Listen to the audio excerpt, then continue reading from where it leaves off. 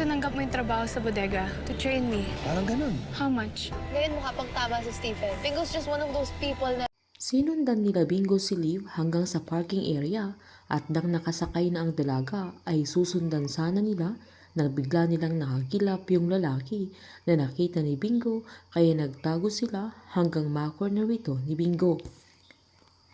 Kinwelyuhan ng binata yung lalaki at tinanong niya kung bakit siya sumusunod sa kanila na sobrang kinakabahan naman si Caroline sa sandaling yan na sinubukan pa niyang magtawag ng guard. Giniit naman ng lalaki na hindi sila ang sinusundan niya, sabay sinisigaw niya yung pangalan ni Liv kaya nag-gets nila Caroline na stalker ito ng dalaga. Giniit pa niyang mahal niya si Liv at papakasalan siya ng dalaga at magkakilala sila dahil nag-uusap sila nang binigay niya sa dalaga yung gamot. Nilabas pa niya yung cellphone niya at pinakita ang mga conversation nilang dalawa kung saan nangako si Liv sa lalaki na magpapakasal sila kapalit ng gamot na ibibigay niya sa kanya. Agad kinuha ni Caroline yung cellphone ng binata, sabay tinignan niya ito at nakita niya ang mga text ni Liv. Sinabihan naman ni Caroline si Bingo na pakawalan na niya pero natandaan niya yung pangalan ng isang laboratory na nakalagay sa t-shirt ng lalaki. Giniit ni Bingo na hindi na nila susundan dahil baka may tropa pa ang lalaki pero sinaad ni Caroline na kailangan nilang magkaroon ng clues. Sinabihan naman siya ni Bingo na umuwi muna sila pati yung dinner nila ay kinansel na niya dahil delikado lalo na kay Caroline dahil baka nakilala siya ng lalaki lalo't isa siyang Jew kaya sumunod lang si Caroline.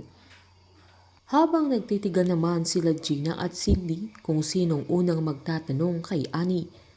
Nang nakabuelo si Gina ay kinumusta niya ito dahil ilang taon siyang nawala na sinaad naman ni Cindy na wala silang balita sa kanya at na-surprise sila nang lumantad siya na agad namang sinabi ni Annie na dahil ba malaki na ang nagbago sa kanya at agad namang tinanong ni Gina kung nakapangasawa siya ng afam na sinita siya ni Cindy pero giniit ni Gina na wag na silang magpaligoy-ligoy pa na alam nilang malaki ang perang binigay ni Cindy kay Annie noon pero hindi sapat yun na maging ganong kayaman si Annie.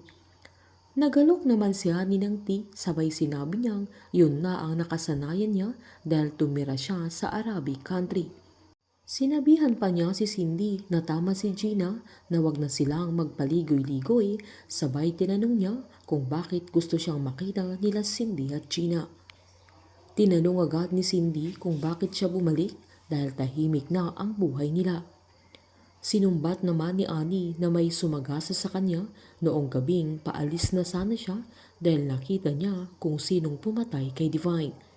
Nagtinginan sila Cindy at Gina na halos hindi na sila makapagsalita sa sandaling yan na nanginginig na din ang mga kamay nila dahil hindi nila alam na nakita mismo ni Annie na pinatay nila si Divine. Ipapamukha pa ni Gina kay Annie na andoon siya noong nag-suicide si Divine at parte siya ng nangyari pero kahit anong gawin nila ay walang kasalanan si Annie at siya pa ang magiging testigo para managot ang tunay na kriminal. Habang malalaman na ni Caroline na si Liv ang lumason kay Edward dahil sa lalaki na stalker niya na siya ang nagbigay ng gamot kay Liv. Magagalit naman si Caroline kay Bingo dahil mababanggit ni Snoop na madaming pera si Bingo dahil binayaran siya ni Aling Cathy nang trabahuhin niya si Caroline sa bodega. Masama ang loob ng dalaga na dahil sa pera kaya ginagawa yun ni Bingo na baka tama si Stephen na pera lang ang habol ni Bingo sa kanya pero hindi niya alam na mahal na siya ni Bingo kaya ginagawa niya ang lahat para sa dalaga. Painit ng painit ang mga tagpo, sabay-sabay po nating subaybayan ang advance episode ng Can't Buy Me Love dito po sa aking channel. Patuloy lamang po manood at mag-subscribe para ma-update po kayo sa mga susunod na episode. Marami pong salamat.